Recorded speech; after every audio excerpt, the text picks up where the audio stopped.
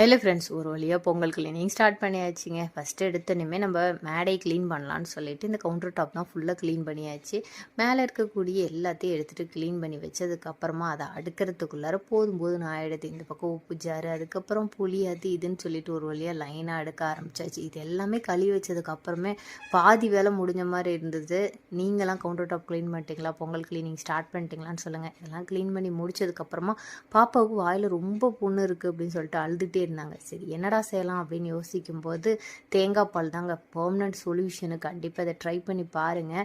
உடனே சரியாகலைனாலும் ஒரு 2 டேஸ் கன்யூஸாக வச்சு கொடுத்தீங்கன்னா கண்டிப்பாக சரியாயிரும். அதுக்கு தான் தேங்காய் இந்த மாதிரி எல்லாம் கட் பண்ணி எடுத்துகிட்டு அது கூட கொஞ்சம் சுகர் சேர்த்துட்டு, நான் இன்றைக்கி வந்து பார்த்திங்கன்னா ஒயிட் சுகர் தான் சேர்த்துருக்கேன். ஆனால் ப்ரௌன் சுகர் சேர்த்துக்குங்க. கூடயே 2 ஏலக்காய் போட்டு நல்லா முடிஞ்ச அளவுக்கு ஃபைன் பேஸ்ட்டாக அரைச்சிருங்க. இதை நான் வடிகட்ட போகிறது கிடையாது. வடிகட்டியும் நீங்கள் வந்து தேங்காய் பால் காய்ச்சலாம். நான் வடிகட்டாமல் அப்படியே ஊற்றிட்டு கொஞ்சம் தண்ணி ஊற்றி நல்லா ஒரு 5 நிமிஷம் கொதிச்சுதுன்னா போதும். அந்த பச்சை ஸ்மெல் போயிடும். அதுக்கப்புறம் நம்மளுடைய ஆர்டினரி பால் இருக்கும் இல்லையா, ஸோ அதை வந்து நீங்கள் அது கூட 1 டம்ளர் சேர்த்திடுங்க.